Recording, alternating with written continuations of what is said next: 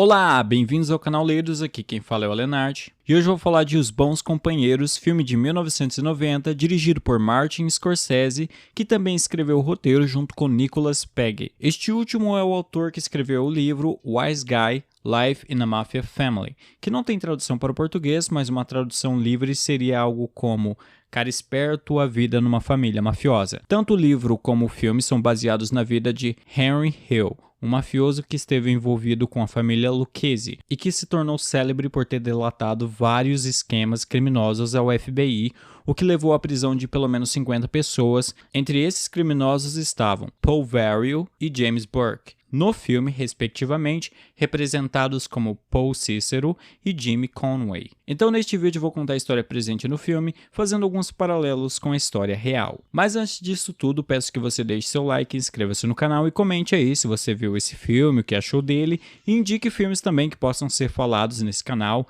na mesma pegada desse vídeo. Recado dado, vamos pro vídeo. Em primeiro lugar, vamos à história do filme.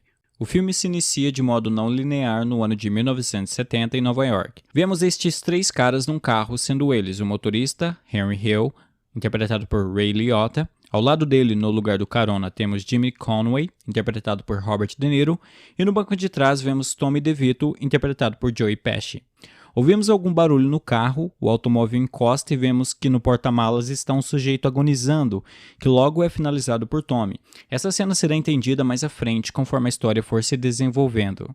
Logo após essa cena inicial, somos levados para o passado, mais precisamente para o ano de 1955, onde vemos o pequeno Henry Hill. Henry vem de uma família pobre, filho de uma italiana vindo da Sicília e de um irlandês. O menino nutre grande admiração pelos gangsters que vivem em seu bairro. Isso porque, aos olhos do garoto, esses homens têm respeito, dinheiro, mulheres e tudo o que querem. Essa admiração faz com que ele logo se junte a tais homens. Ele começa fazendo pequenas coisas. Henry começa trabalhando para o Capo Regime Pauly. O Capo Regime, muitas vezes abreviado para Capo, é como se fosse um capitão. Ele comanda vários homens e possui uma posição elevada na máfia, estando abaixo do Dom, por conseguinte, respondendo a ele. Dentre todos esses caras, o que possui a posição mais elevada é o Pauly Cicero. Como eu dizia, Henry começa a trabalhar para o Pauly, e no começo ele faz entregas, leva recados e coisas afins. Logo, ele se torna fence. Fence é alguém que rouba mercadorias para revendê-las. Logo, o pequeno Henry conhece outro personagem importante dessa história, Jimmy Conway. Esse cara é completamente maluco, ele era também ladrão e é dito que ele especialmente gostava de roubar. Além disso, o homem é um assassino a sangue frio. Acontece que trabalhando como fence, logo Jimmy ganha um parceiro que tinha mais ou menos a mesma idade que ele, que é o Tommy DeVito. E numa dessas vendas de mercadoria roubada, Henry acaba sendo preso. Logo ele é solto, mas o mais importante é que ele se manteve calado, sem dedurar ninguém que estava envolvido no esquema. Isso o faz ganhar mais respeito, especialmente Jimmy gostou da atitude do garoto e viu algo promissor nele. É muito importante toda essa sequência, aliás. Henry, após sair da cadeia, recebe reconhecimento por parte dos outros homens, ele é ovacionado, por assim dizer, e eu acho que o diretor consegue representar muito bem a ideia de pertencimento a um grupo. Isso porque o garoto queria se ver como parte de algo, pertencente a um grupo, e todo o reconhecimento que esses criminosos lhe davam, com certeza era parte do que o deixava tão feliz em ser parte daquilo. Por mais que fosse errado, aquilo é o que ele conhecia, e aquela era a oportunidade dele de fazer algo significativo e alcançar sucesso. Nas palavras do próprio garoto, ele vivia em um bairro cheio de ninguém e ele não queria ser como esses ninguéms. Queria ser como os gangsters, que, em sua visão, eram os heróis. Bom, seguindo, os anos vão se passando e Henry continua sendo fence ao lado de Tommy e Jimmy. É muito interessante como é mostrado a ascensão dele nessa vida criminosa. Ele está rodeado por luxo, belas mulheres e é reconhecido e respeitado, o que era tudo o que ele sonhara. Temos então aquela cena no restaurante, que é uma das mais tensas do filme, mérito, claro, da excelente atuação do Joey Pesci. Ele começa a contar uma história engraçada e de repente o Jimmy comenta displicentemente que Tommy é um cara engraçado, o que faz com que Tommy comece a perguntar o que o faz tão engraçado e de repente todo o ambiente muda, fica aquele clima tenso. O medo que você sente dele é muito palpável, não dá pra saber o que ele vai fazer. E mesmo quando Tommy quebra aquela tensão, há ainda algum desconforto no ar. Há risadas nervosas, ninguém sabe muito bem como agir, porque é como se você estivesse num ambiente cheio de dinamite, sem saber direito se aquilo vai explodir ou não. Tem outra coisa que tenho que comentar sobre essa cena, que é quando o dono do restaurante vem até a mesa cobrar Tommy, já que este devia $7.000 ao dono. Tommy, claro, mais uma vez se estressa e dá com uma garrafa de vinho ou sei lá o que na cabeça do proprietário. Acho que tá bem claro que o Tommy é um cara de pavio curto, o que é um elemento muito importante para como as coisas vão se desenrolar ao longo da trama. Esse incidente faz com que o dono do bar vá pedir ajuda a Polly. Isso porque ele se sente bastante ameaçado pela mera presença de Tommy e por isso requisita que o capo regime tome alguma providência. Enfim, no final o dono do restaurante pede que Polly se torne sócio no restaurante, pois assim ele sabia que ninguém irá causar problemas em seu estabelecimento ou não pagar as contas, afinal de contas ninguém iria querer ter problemas com Polly. O problema é o seguinte, ao que ele faz uma sociedade com Polly, ele tinha que pagar um montante ao capo toda semana. Não importava se havia mais ou menos movimento, o valor teria que ser pago. Por fim, o cara já não consegue mais pagar e daí ele tem que abrir mão do restaurante. No final, acabou sendo uma péssima ideia ter Polly como sócio. Enquanto isso, Tommy ficava enchendo o saco de Henry, pois ele queria que Henry saísse com uma garota que era amiga dessa moça que Tommy estava interessado. Henry estava tão imerso em seu próprio trabalho, em suas próprias coisas, que ele aceita a oferta relutantemente. E no encontro ele conhece Karen, que seria seu par. Acontece que o encontro vai bem mal, ao menos para Karen, que acha Henry alguém bem desagradável. Só que, ainda assim, após essa noite, Tommy marca um segundo encontro duplo, o qual Henry, mais uma vez, a contragosto, se compromete a ir. Só que dessa vez ele não comparece, o que deixa Karen extremamente indignada. Ela então pede que Tommy a leve até onde Henry está. Lá ela arma um barraco, o que, olha só, senhoras e senhores, faz com que Henry olhe para ela de uma forma diferente. Dessa vez ele acaba se encantando pela Karen e a partir daí ambos começam a sair frequentemente. Logo é inserido um outro personagem que vai ser relevante para a história, que é o Maury Kessler. Este é um empresário que tem um negócio no ramo de venda de perucas. E a forma que ele é introduzido na história já dá um tom da relação pouco amistosa que ele mantém com Jimmy Conway. Acontece que Maury deve dinheiro para o Jimmy, assim Henry e Jimmy vão lá atrás do dinheiro, sendo que Henry acaba fazendo o papel de pôr panos quentes na situação, não só aqui como em outros momentos. Bom, Henry acaba sendo chamado urgentemente por Karen e tem que deixar o local às pressas. Acontece que o cara que vivia em frente à casa de Karen e que era um amigo de infância tenta abusar dela. Assim, ao que ela conta o ocorrido para o Henry, este vai tirar satisfações com o cara, enchendo ele de porrada. É muito interessante porque nesse momento ela fala que, para muitas garotas, o namorado chegar à namorada pedindo a ela que esconda uma arma seria razão para terminar o relacionamento. Aquilo, no entanto, a deixava ainda mais caída por ele e assim eles acabam se casando. Karen vai aprendendo aos poucos que Henry estava envolvido com negócios à margem da lei. Esse estilo de vida, além de outras coisas, irá resultar em um desgaste de seu casamento no futuro. Um dia estavam todos no bar para comemorar, Henry, Jimmy e Tommy, que chega com outra de suas namoradas. Dentro desse bar estava também este sujeito chamado Billy Batts. Billy Batts era um membro da máfia, só que ele se diferenciava por ser um homem feito. Aqui eu estou fazendo uma tradução livre do termo made man. Basicamente, o homem feito é um membro da máfia que foi totalmente iniciado. Ele é como se fosse um soldado dessa organização. Para ser um iniciado, é preciso que o indivíduo seja totalmente italiano e que ele seja indicado por outro homem feito. Isso é um cargo de importância, pois a partir de homem feito, esse indivíduo pode ascender a novos cargos, como consigliere, capo regime e até dom. Além disso, um homem feito tem uma proteção maior. Ninguém deve tocar em um homem feito sem que haja uma boa razão para isso. Isso é uma informação bastante importante. Acontece que Billy Batts faz algumas provocações em relação ao Tommy. Tommy, esquentadinho que é, suporta os insultos até um certo ponto. Henry consegue tirá-lo do local. Um pouco mais tarde, ainda naquela mesma noite, ficam apenas Henry, Jimmy e Batts no bar. De repente, Tommy aparece e ataca Batts. Jimmy o ajuda. Henry apenas observa a cena em descrença. Depois eles se livram do corpo. É aí que entendemos aquela cena que vimos lá no início do filme. Esse assassinato teve algumas repercussões. Por exemplo, um dia durante uma confraternização, Polly pergunta a Henry se ele sabe o que aconteceu com Billy Batts. Polly ainda diz que ele está sendo cobrado por outros caras a respeito do tal Batts. Henry diz que não sabe o que aconteceu com ele. As coisas ficam assim, pelo menos por enquanto. O filme segue. Temos mais um exemplo da loucura de Tommy ao que ele atira no pé do garoto chamado Spider, que estava atendendo a todos os presentes jogando naquela sala. E ele atirou no garoto apenas porque o garoto não ouviu quando ele pediu uma bebida, né? E depois de uma outra noite de jogo, com o Spider ainda ferido pelo tiro no pé, Tommy começa a fazer piadinhas com o rapaz. Spider manda ele se ferrar. Como os outros presentes começam a colocar pilha no Tommy, pela ofensa que o garoto fez a ele, o Tommy atira no garoto. As coisas parecem ficar cada vez mais absurdas, a violência se torna algo mais e mais banal para esses homens que vivem essa realidade criminosa. Henry começa a trair Karen com uma tal de Janice, inclusive compra um apartamento para a mulher. Karen descobre, ela é bem histérica, o que foi devidamente estabelecido no filme, portanto Henry acorda com Karen apontando uma arma para ele. Ele consegue dissuadi-la. Henry sai de casa para ficar com Janice.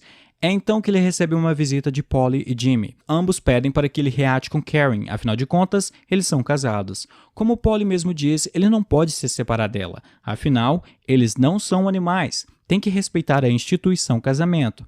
Trair, ir pra farra, de boa, mas no final do dia, volte pra casa. É muito interessante ver essa hipocrisia. Nesse sentido, é até parecido com O Poderoso Chefão, onde o Coppola também tenta ressaltar a hipocrisia dos homens honrosos do crime. Para esparecer, Polly pede que Henry vá com Jimmy a Tampa para cobrarem um cara que devia ao Capo Regime.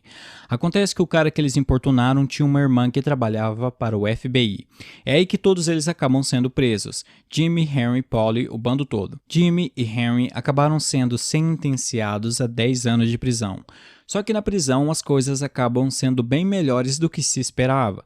Isso porque os gangsters tinham grana e influência para comprar pessoas lá dentro, o que tornava a estadia deles bem confortável.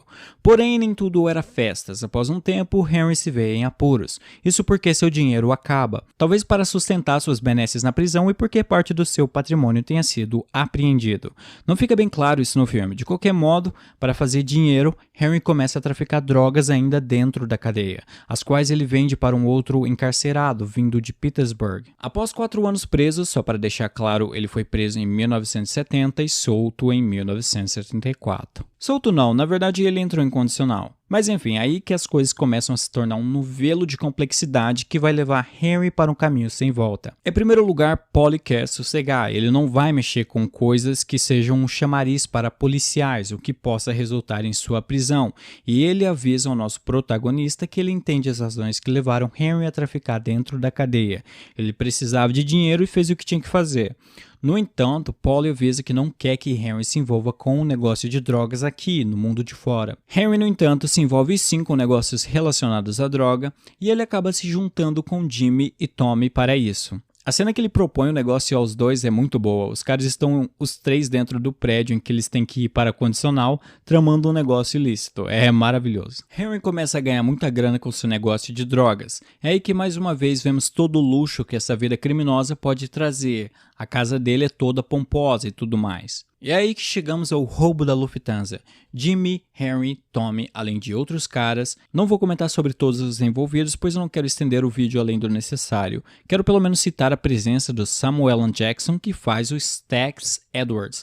A presença dele aqui é bem curta, ele quase não tem fala, mas ainda assim não dá pra ver Samuel L. Jackson e não comentar, né? Esse roubo aconteceu em 1978 e foi o maior roubo feito até então. Foram roubados 5 milhões em dinheiro e 875 mil dólares em joias. Se isso parece pouco, não parece, mas também lembra que é 1978, convertendo para a inflação para o ano de 2019, seria o equivalente a 23 milhões de dólares. Acho importante falar uma coisa, o cara que deu a dica para esse roubo foi o Maury, e ele depois fica enchendo o saco do Jimmy, que estava em poder do dinheiro, para que este lhe desse sua devida parte.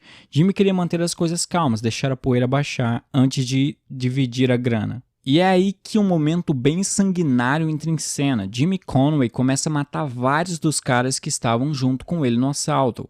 A princípio, ele parece estar fazendo isso para esconder seus rastros, visto que ele teme que a ação daqueles envolvidos no assalto possam chamar a atenção da polícia, o que obviamente poderia fazer com que todos eles fossem presos. Mas o próprio Henry disse que ele achava que Jimmy mataria os caras independente dos erros que eles cometeram, apenas para não ter que dividir o dinheiro. Então Maury e esses outros caras foram todos mortos pelo Jimmy. Os únicos poupados foram o Henry e o Tommy. No meio disso tudo chega uma aparente boa notícia: Tommy está prestes a ser um homem feito. Jimmy e Henry ficam muito felizes por ele. Isso porque ambos não eram totalmente italianos, portanto jamais poderiam ser homens feitos, nem ascender para maiores cargos dentro da máfia. Isso porque, lembra, o Henry e o Jimmy eram parte irlandês. Quanto ao Tommy, ele é levado até um local onde pensa que ocorreria a cerimônia de iniciação, porém lá Tommy acaba sendo assassinado. Isso acabou acontecendo por causa do que Tommy fez a Bets, além de outras atitudes dele que acabaram desagradando grandes figurões dentro da máfia. O Henry continuava no negócio de tráfico, além de se tornar usuário, o que faz com que ele entre numa espiral de decisões ruins e paranoia. Ele, para tentar arrumar dinheiro, tenta vender algumas armas para o Jimmy. O Jimmy acaba não tendo interesse porque as armas não eram funcionais. Assim, Henry tentará vender essas armas ao mesmo cara para quem ele vendia as drogas. Tudo se torna uma bagunça, ele começa a viver de maneira bastante frenética, sempre cheirando e correndo de um lado para o outro para poder fazer seus negócios ilegais. Henry acaba sendo descuidado e confiando em pessoas pouco aptas a estarem naquele tipo de negócio, o que faz com que ele acabe caindo. A Narcóticos, que estava atrás de Henry há meses, aproveita os descuidos dele e vai prendê-lo. Henry tenta sair da prisão o mais cedo possível. Isso porque ele precisa acertar as coisas com Polly, já que Polly o tinha feito prometer que não se envolveria com o tráfico. E mesmo assim, Henry fez isso. Ele sabia que o capo regime poderia matá-lo, nas ruas ou dentro da prisão. É por isso que Henry sente urgência em falar com Polly, e isso ele consegue graças à sua sogra que hipoteca a casa a fim de conseguir o dinheiro para pagar sua fiança ou coisa do tipo. De volta às ruas, Henry fala com Polly, sendo que este decide encerrar sua associação com Henry, dando a ele $3.200. Henry se sente ressentido, pois para ele é um valor medíocre para todos os anos que ele se dedicou a Polly. Um grande problema também é Jimmy, pois este fica com medo de que Henry tenha falado algo sobre ele para as autoridades, enquanto estava na cadeia. Em especial, temia que Henry pudesse falar sobre o roubo da Lufthansa. E como Henry de certa forma ignorou Jimmy e a ajuda que ele propôs para tirar o Henry da cadeia, isso só fez com que o Jimmy ficasse com mais suspeitas. A coisa se torna um caos para Henry, pois Jimmy o ameaça de forma sutil. E quando Jimmy propõe a Henry que ele vá com um de seus homens para fazer um serviço, Henry entende que se ele fizesse esse serviço, na verdade, provavelmente ele acabaria encontrando sua própria morte. É aí que ele se vê sem alternativas. É só uma questão de tempo até que alguém o mate nas ruas. Talvez o mandante seja Polly ou o Jimmy, mas que sua sentença está próxima parece algo certo. Ele decide ir até o FBI e delatar os gangsters e seus esquemas em troca da proteção das autoridades. Através da delação de Henry, pelo menos 50 prisões foram efetuadas, entre elas a prisão de Polly e Jimmy. No fim, Jimmy acaba no programa de proteção às testemunhas. Ele fala que essa vida o desagrada, ele deixou de ter aquela vida de crime que para ele era tão excitante, para viver uma vida monótona. E é aí que o filme se encerra. E eu acho legal dar algumas informações extras do que aconteceu com o Henry após isso, né? Aliás, esse filme ele é bem acurado quanto os eventos reais, né? Ele consegue ser bem fiel ao que de fato aconteceu. E ele faz algumas mudanças pontuais, só que ele não cobre toda a história do Henry, porque o filme foi feito nos anos 90, né? E de lá pra cá muita coisa aconteceu com ele. Então eu vou acrescentar essas informações aqui. Bom, então, como a gente sabe, o Henry entrou no programa de proteção às testemunhas em 1980, mas ele acabou sendo tirado do programa em 1990 por ter cometido vários crimes enquanto ainda estava sob o regime de proteção às testemunhas.